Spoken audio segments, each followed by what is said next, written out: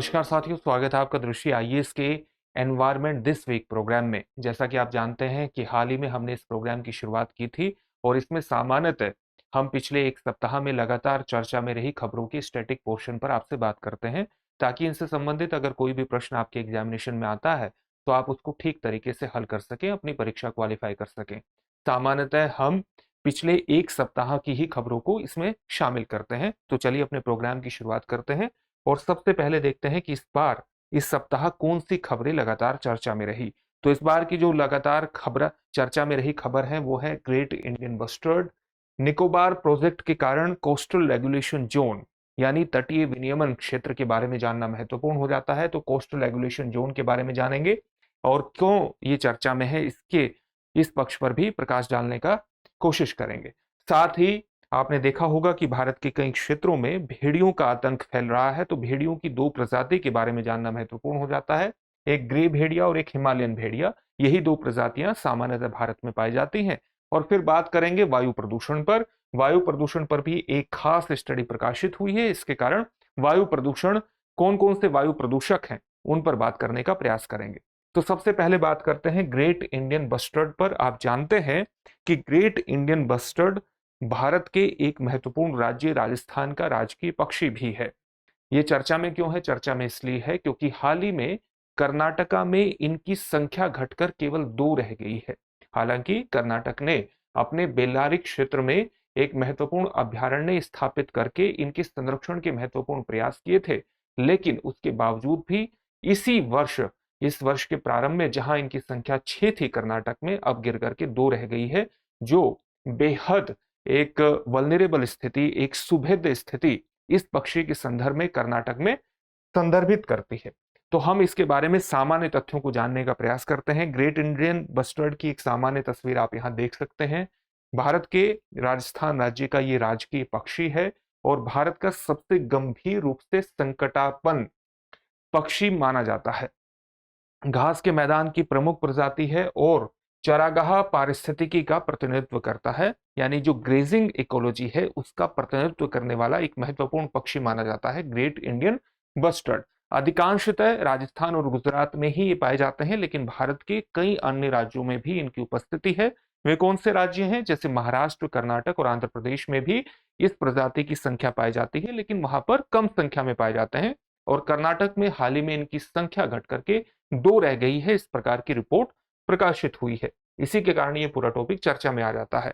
अगर हम इसकी वल्नरेबिलिटीज के बारे में, इसकी सुभेद्यता के बारे में बात करें कि ये किस प्रकार से खतरे की स्थिति में आ जाता है, तो उसके कई महत्वपूर्ण कारण है। ये प्रजाति खतरे की स्थिति में रहने के प्रमुख कारण है ऊर्जा ट्रांसमिशन लाइनों के साथ इनका टकराव।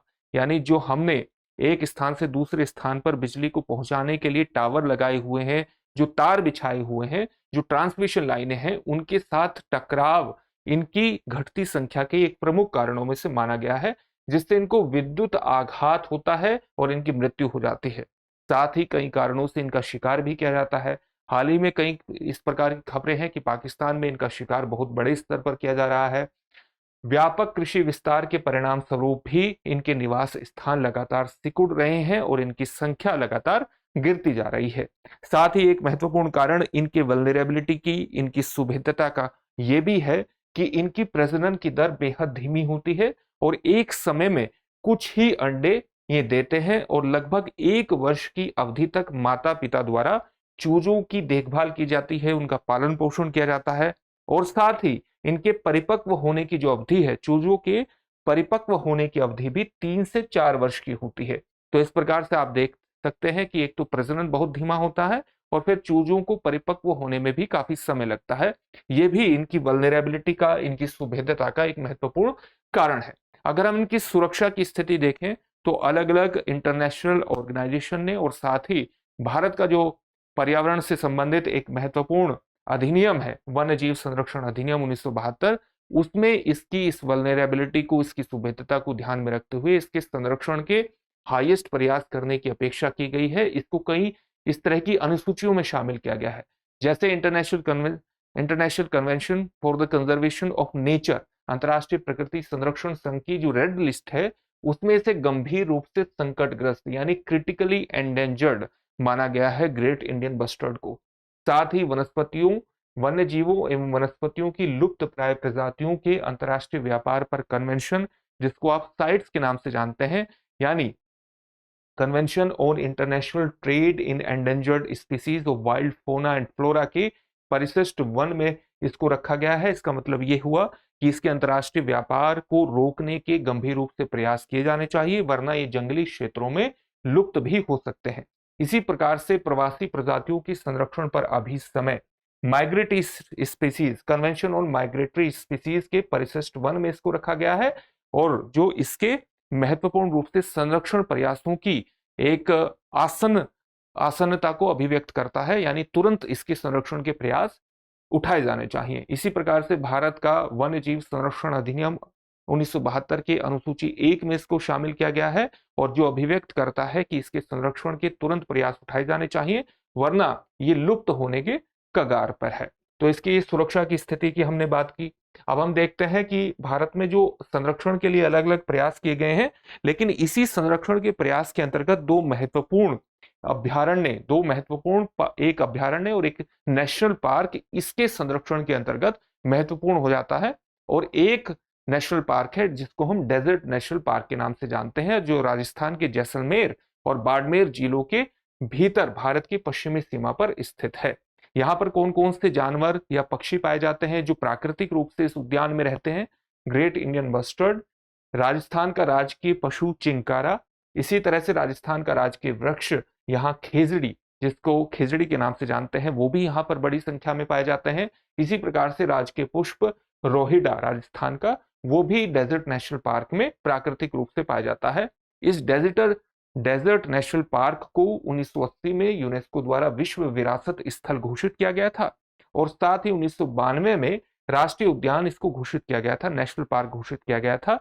और इस नेशनल पार्क के अंतर्गत चलाई जा रही ग्रेट इंडियन बस्टर्ड से संबंधित संरक्षण गतिविधियां विशेष रूप से महत्वपूर्ण है। ग्रेट इंडियन बस्टर्ड के लगातार बने रहने के लिए, उसकी संख्या के लिए। एक और अभ्यारण्य महत्वपूर्ण है जिसको हम कच्छ बस्टर्ड अभ्यारण्य कहते हैं, जो गुजरात राज्य के कच्छ जिले में नलिया के पास स्थित है और देश का सबसे छोटा अभ्यारण्य इसको माना जाता है। इसको सेंचुरी, देश की सबसे छोटी सेंचुरी माना जाता है। सिर्फ 2 वर्ग किलोमीटर के क्षेत्र में ये फैला हुआ है, और इसको लाला परिजन अभ्यारण्य, लाला परिजन सेंचुरी के रूप में भी जाना जाता है। मुख्य रूप से लुप्त प्राय ग्रेट इंडियन बस्टर्ड की सुरक्षा के लिए जुलाई 1992 में घोषित किया गया था। आप देख सकते हैं कि ग्रेट इंडियन बस्टर्ड की सुरक्षा के लिए, उसके कंजर्वेशन के लिए, संरक्षण के लिए ही इसको 1992 में घोषित किया गया था। बस्टर्ड की 3 प्रजातियां यहां पर पाई जाती हैं, एक तो ग्रेट इंडियन बस्टर्ड, एक लेसर फ्लोरिकन और एक मैक्विन बस्टर्ड। 3 प्रजातियां यहां पर सामान्यतः देखने को मिलती है। तो ये ग्रेट इंडियन बस्टर्ड की सामान्य अवस्थिति के बारे में हमने देखने का प्रयास किया। अब हम देखते हैं, अगली खबर की तरफ बढ़ते हैं। Nicobar project coastal regulation zone चर्चा में क्यों है? कोस्टल रेगुलेशन जोन, इसका कारण है निकोबार प्रोजेक्ट। हाल ही में केंद्र सरकार ने निकोबार आइलैंड के से संबंधित बुनियादी ढांचा परियोजनाओं के लिए 72,000 करोड़ रुपए की परियोजना को मंजूरी दी है। लगातार इस पर सवाल उठाए जा रहे हैं कि ये निकोबार आइलैंड के पारिस्थितिकी को गंभीर रूप से प्रभावित कर सकता है, और सामान्यतः कोस्टल रेगुलेशन जोन से संबंधित जो नियम हमने अधिसूचित किए हैं उनका उल्लंघन करता है। इसलिए हमारे लिए कोस्टल रेगुलेशन जोन को जानना महत्वपूर्ण हो जाता है। कोस्टल रेगुलेशन जोन क्या है, इसको भी हम जानेंगे। सबसे पहले देख लेते हैं कि ये नियम किस प्रकार से अधिसूचित किए जाते हैं। जो कोस्टल रेगुलेशन जोन यानी तटीय विनियमन जोन है, ये पर्यावरण संरक्षण अधिनियम 1986 के तहत पर्यावरण, वन और जलवायु परिवर्तन मंत्रालय द्वारा सबसे पहले फरवरी 1991 में अधिसूचित किए गए थे। उस समय इसका नाम पर्यावरण और वन मंत्रालय था। बाद में आप जानते हैं कि हाल ही में इसका नाम जलवायु परिवर्तन इस अंतर्गत जोड़ दिया गया है। इस अधिसूचना में कई बार संशोधन हुए, और एक समेकित सबका एक इंटीग्रेट करके एक और अधिसूचना वर्ष 2011 में आई, जो तटीय क्षेत्रों के विनियमन से संबंधित थी, जिसको हम कोस्टल रेगुलेशन जोन 2011 अधिसूचना के नाम से जानते हैं। फिर एक और अधिसूचना आई, फिर कुछ कई नई सुधार हुए, और विशेष तौर से वर्ष 2014 में जलवायु परिवर्तन मंत्रालय यानी पर्यावरण, वन और जलवायु परिवर्तन मंत्रालय द्वारा एक शैलेश नायक समिति गठित की गई थी। इसकी सिफारिशों को समाहित करते हुए फिर से एक अधिसूचना आई वर्ष 2018 में, जिसको हम CRZ 2018 अधिसूचना के नाम से जानते हैं। इसी अधिसूचना के आधार पर कोस्टल रेगुलेशन जोन 1, 2, 3 और 4 को हम सामान्यतः जानना चाह रहे हैं। और इन अलग अलग क्षेत्रों को परिभाषित करने का मतलब है कि इन क्षेत्रों में तटीय क्षेत्रों के विनियमन के कुछ नियम बताए गए हैं, ताकि कोस्टल एरियाज को प्रोटेक्ट किया जा सके। कोस्टल एरियाज से संबंधित जो इकोलॉजी है, जो पारिस्थितिकी तंत्र है, जो पर्यावरण है, उसका संरक्षण किया जा सके, उसको बेहतर बनाए रखा जा सके। कोस्टल रेगुलेशन जोन की जब हम बात करते हैं तो इसमें कौन कौन सा क्षेत्र शामिल होता है? तटीय क्षेत्र का हाई टाइड लाइन से 500 मीटर तक का क्षेत्र, लो टाइड लाइन से हाई टाइड लाइन तक का क्षेत्र, इसके अलावा खाड़ी एक्शुरीज यानी नदी का मुहाना, बैकवाटर, जिस प्रकार के बैकवाटर के कई उदाहरण आपको केरला के तट के पास देखने को मिलेंगे, नदियों के किनारे इसके अंतर्गत शामिल होते हैं, लेकिन इसमें सामान्यतः महासागर शामिल नहीं होता। आपको यहाँ दो शब्द देखने को मिलेंगे। हाई टाइड लाइन एक सामान्य तौर से एक संरचना में आपको यहां दिखा देता हूं। ये लो टाइड लाइन की अगर हम बात करें तो ये लो टाइड लाइन की बात हुई है, ये हाई टाइड लाइन है, और ये हाई टाइड लाइन के बाद 500 मीटर का क्षेत्र है। ये किस तरह से परिभाषित होता है इसके बारे में हम जानने का प्रयास करेंगे। आपको इस बात को ध्यान में रखना है कि कोस्टल रेगुलेशन जोन के अंतर्गत कई संरचनाएं शामिल होती हैं। जैसे आप यहाँ एक समुद्र के किनारे लैगून की अवस्थिति देख रहे होंगे, यहां पर एक और अवस्थिति आपको देख रही होगी बैक वाटर की केरला के तट के पास, और ये एक क्रीक संरचना आप देख रही होगी। अंदर का जो नदी का संकरा क्षेत्र होता है, या आप कह सकते हैं कि खाड़ी के समान का क्षेत्र, इसको क्रीक के नाम से जाना जाता है। तो अब हम देखते हैं कि हाई टाइड लाइन और लो टाइड लाइन का क्या मतलब होता है। स्प्रिंग क्षेत्र में आप जानते हैं कि जब एक ऐसी अवस्थिति आती है कि पृथ्वी, चंद्रमा और सूर्य एक रेखा में होते हैं, तो ये बड़े स्तर पर समुद्र में ज्वार की संरचना हमें देखने को मिलती है। और ऐसे महीने में 2 बार होता है। 2 बार कब होता है? एक तो अमावस्या के दिन होता है और एक पूर्णिमा के दिन होता है, क्योंकि अमावस्या और पूर्णिमा के दिन हमें ज्यादा आकर्षण देखने को मिलता है। और आकर्षण पृथ्वी के तरफ इसलिए ज्यादा देखने को मिलता है क्योंकि पृथ्वी, चंद्रमा और सूर्य एक ही रेखा में होते हैं और हमें हाई टाइड लाइट देखने को मिलती है। इसी को हम स्प्रिंग टाइड के नाम से जानते हैं। तो स्प्रिंग टाइड के दौरान जो सबसे न्यूनतम रेखा होती है ज्वार की जो सबसे न्यूनतम रेखा होती है, उसको हम निम्नतम रेखा को हम कहते हैं लो टाइड लाइन। और जो उच्च ज्वार की सबसे हाई रेखा होती है, सबसे उच्चतम बिंदु होता है जहां तक पानी पहुंचता है, उसको हम कहते हैं हाई टाइड लाइन के रूप में परिभाषित करते हैं। और हाई टाइड लाइन से अंदर का जो 500 मीटर का क्षेत्र होता है, इस 500 मीटर के साथ साथ इस पूरे क्षेत्र को, लो टाइड लाइन से लेकर के हाई टाइड लाइन से 500 मीटर के क्षेत्र को सामान्यतः हम कोस्टल रेगुलेशन जोन के रूप में परिभाषित करते हैं। और कोस्टल रेगुलेशन जोन के रूप में परिभाषित करके इसको अलग अलग कैटेगरीज में बांटा जाता है। कैटेगरीज 1, कैटेगरीज 2, कैटेगरीज 3 और कैटेगरीज 4। और इसमें पर्यावरण को नुकसान पहुंचाने वाली परियोजनाओं की मनाही होती है अलग अलग कैटेगरीज के आधार पर। ये इसकी परिभाषा सामान्यतः रहती है। अब हम देखते हैं कि किस तरह की परिभाषाएं सामान्यतः हैं। जैसे CRZ अधिसूचना 2011 के तहत तटीय क्षेत्रों का वर्गीकरण किया गया है। CRZ1, CRZ2, CRZ3 और CRZ4। CRZ कौन से क्षेत्र होते हैं? पारिस्थितिकी रूप से बेहद संवेदनशील क्षेत्र होते हैं। जैसे मैंग्रोव क्षेत्र इसके अंतर्गत आती हैं, प्रवाल भित्तिया क्षेत्र इसके अंतर्गत आते हैं, बायोस्फीयर रिजर्व इसके अंतर्गत आ जाते हैं। कोस्टल रेगुलेशन जोन 1 में किसी भी निर्माण की अनुमति नहीं दी जाती, सिवाय परमाणु ऊर्जा विभाग से संबंधित परियोजनाएं की जो राष्ट्रीय सुरक्षा से जुड़ी होती हैं। इसी प्रकार से जो लो टाइड लाइन और हाई टाइड लाइन के बीच ज्वारीय जल प्रवाह होता है, उसको प्रभावित किए बिना ट्रांस हार्बर समुद्री संपर्क और सड़कों का निर्माण की भी अनुमति दी जा सकती है। तो ये इसके बारे में एक सामान्य परिभाषा यहां पर इस तरह से दी गई है। इसी तरह से अगर हम लो टाइड लाइन और हाई टाइड लाइन के बीच उन क्षेत्रों में जो पारिस्थितिकी रूप से संवेदनशील नहीं है, निम्नलिखित की अनुमति दे सकते हैं। यानी जो लो टाइड लाइन और हाई टाइड लाइन है, जो पारिस्थितिकी रूप से संवेदनशील नहीं माने जाते, उनमें कुछ अनुमति दी जाती है।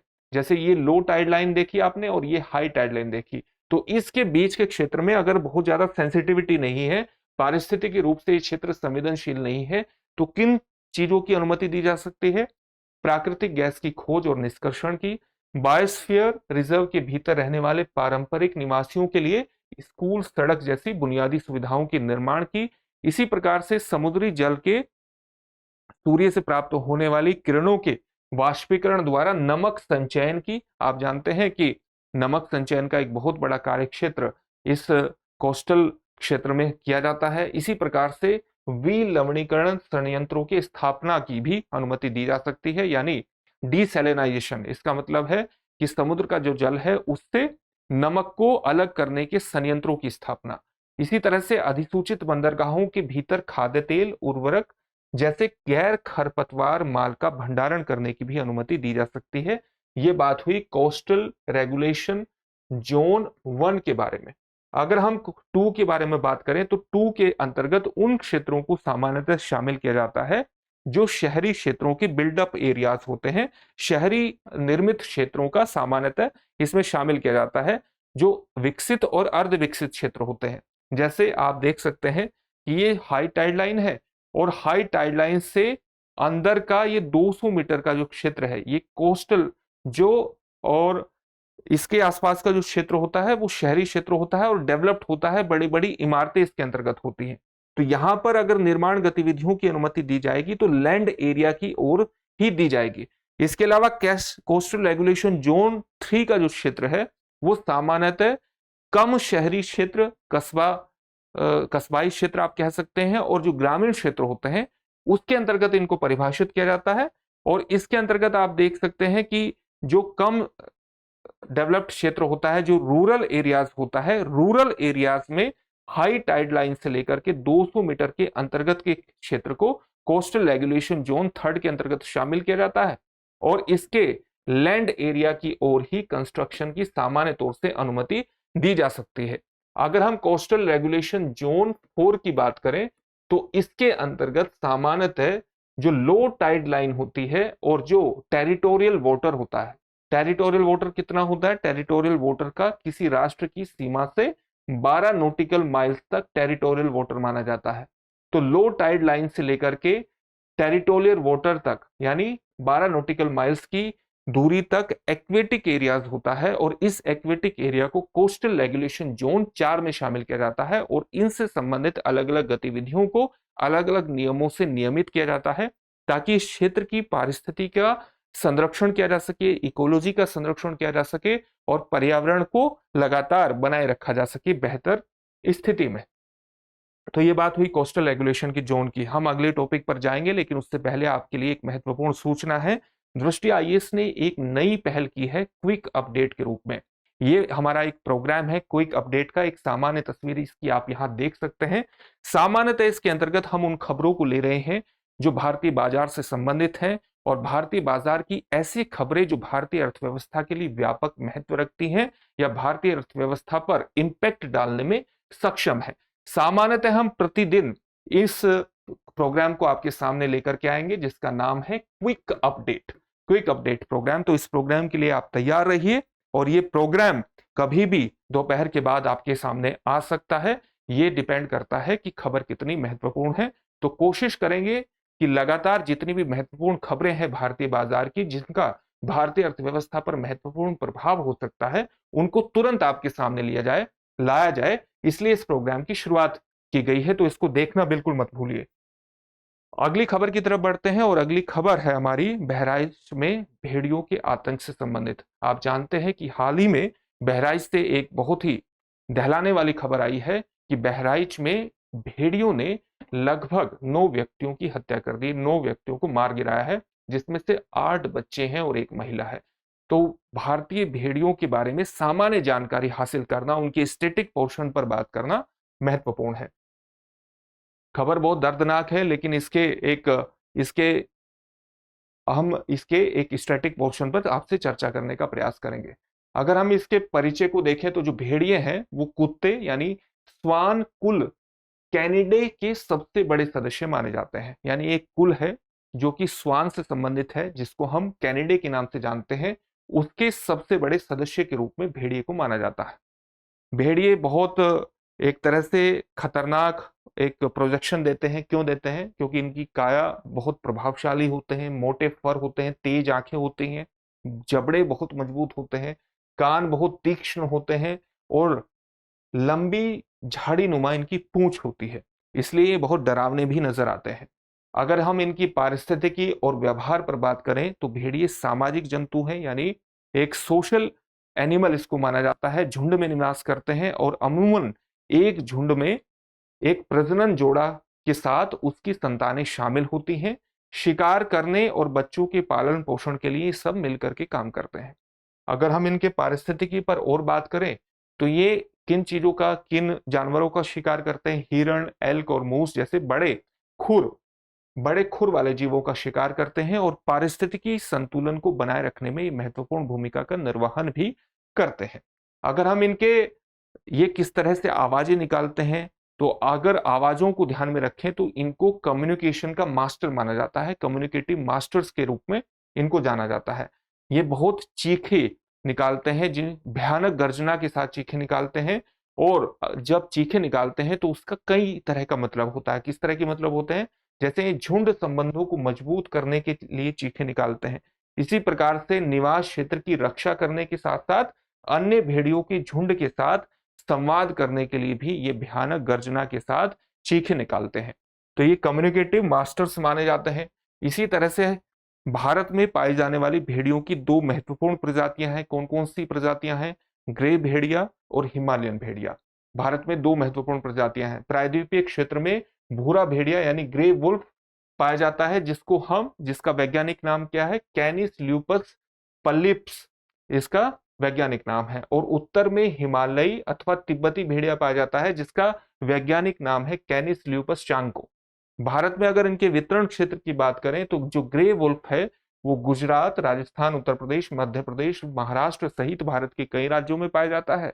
और अगर हम हिमालयन भेड़िया की बात करें तो मुख्य रूप से लद्दाख क्षेत्र में, पूर्वोत्तर के हिमालयन क्षेत्र के साथ साथ हिमाचल प्रदेश के लाहौल और स्पीति क्षेत्र में ये पाया जाता है।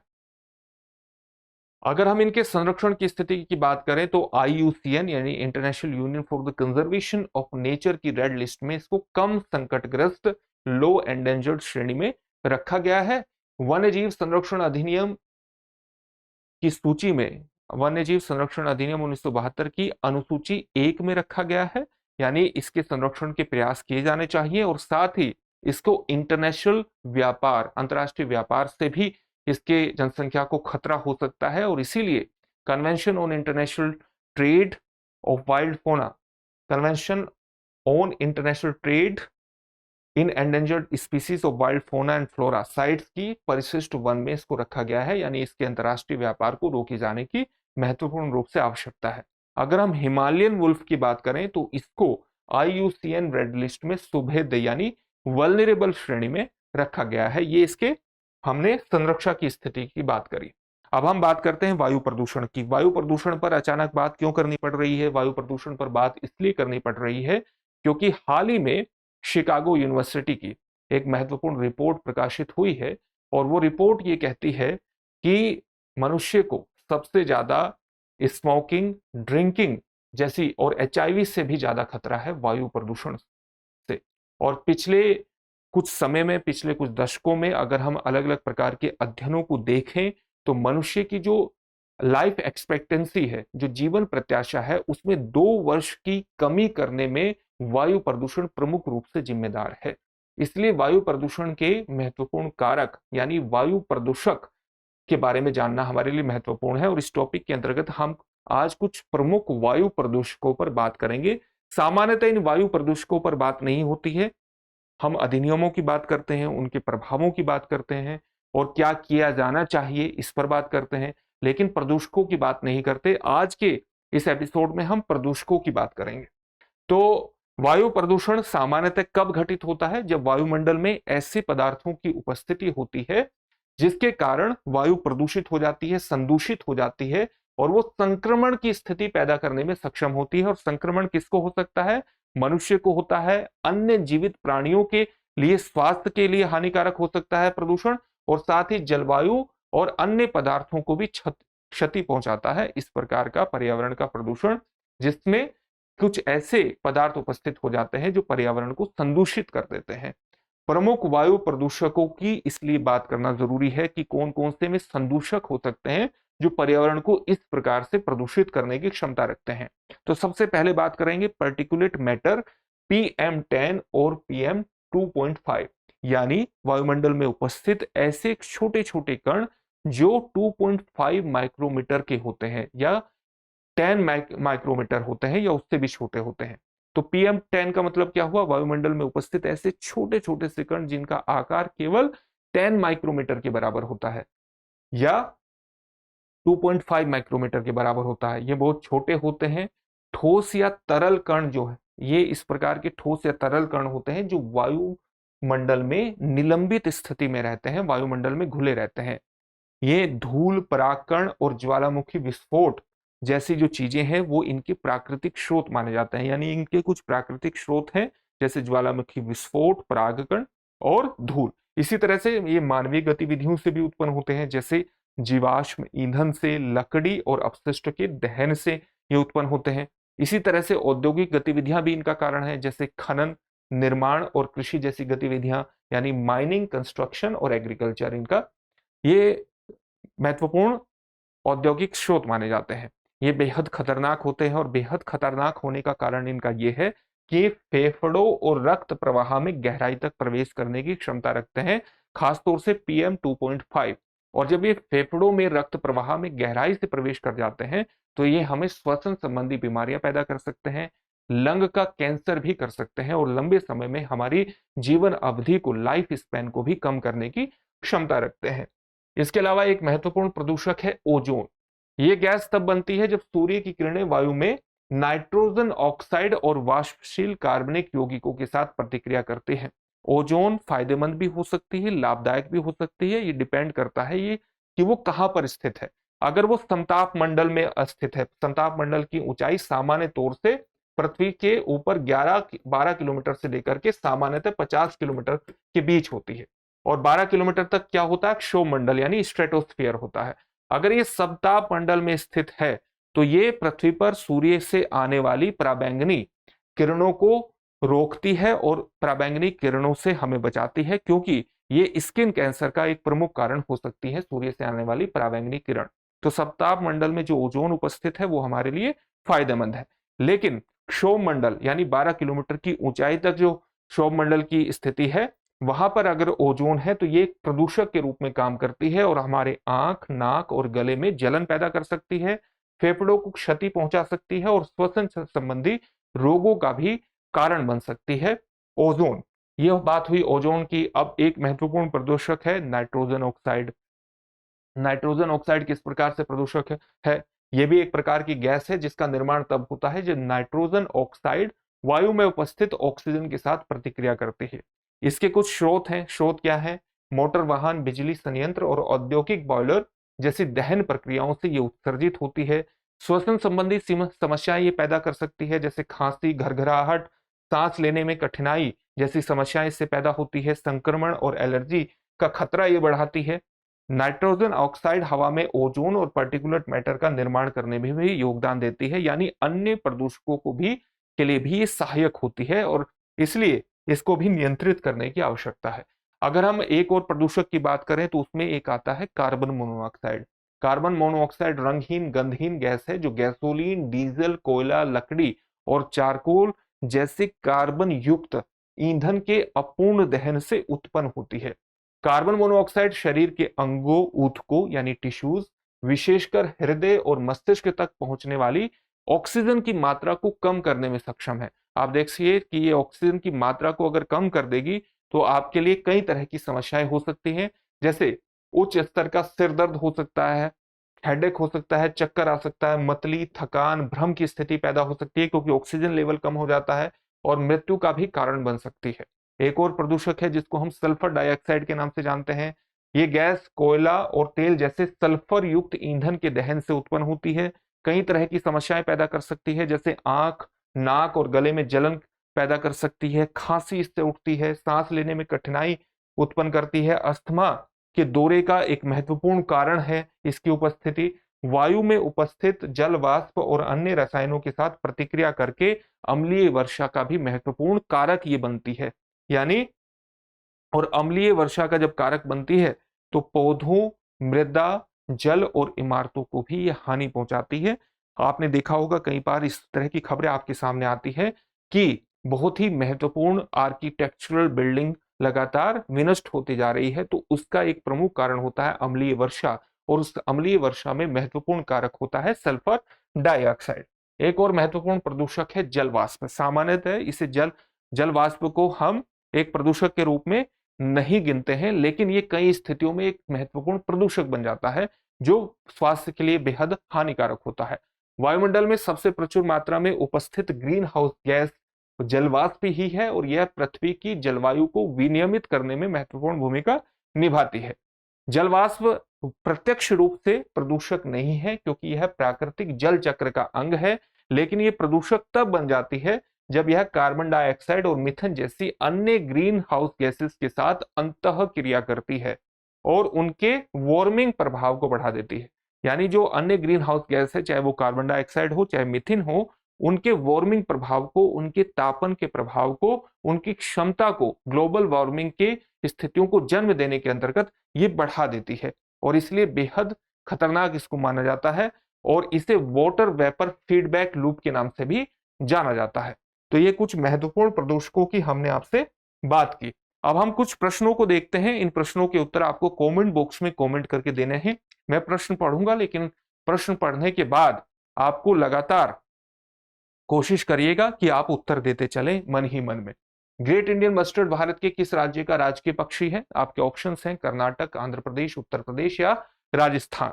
आपका अगला प्रश्न है तटीय विनियमन क्षेत्र यानी कोस्टल रेगुलेशन जोन अधिसूचना किस मंत्रालय द्वारा लागू की जाती है? आपके ऑप्शंस हैं आवास एवं शहरी मामलों का मंत्रालय, पर्यावरण, वन और जलवायु परिवर्तन मंत्रालय, कृषि और किसान कल्याण मंत्रालय, वाणिज्य एवं उद्योग मंत्रालय। इन सभी प्रश्नों का उत्तर आपको कमेंट बॉक्स में कमेंट करके देना है। ग्रे भेड़िया सामान्यतः भारत के किस या किन क्षेत्र या क्षेत्रों में पाया जाता है? आपके ऑप्शंस हैं, ग्रे भेड़िया की स्थिति आपको बतानी है, ध्यान दीजिएगा। लद्दाख, पूर्वोत्तर, उत्तर प्रदेश या लाहौल एवं स्पीति। एक और प्रश्न आपके सामने उपस्थित है। कौन सा प्रश्न है? निम्नलिखित में से कौन वायु प्रदूषक हो सकता है? आपको ये बताना है कि कौन वायु प्रदूषक होने की क्षमता रखता है। आपके ऑप्शंस क्या हैं? Ozone, sulphur dioxide, PM 2.5, PM 10 और उपर्युक्त सभी। इस प्रश्न का उत्तर आप हमें कमेंट बॉक्स में कमेंट करके जरूर दीजिए। इन सभी प्रश्नों का उत्तर आपको देना है, और फिर से एक नए सेशन में आपसे मुलाकात होगी। धन्यवाद।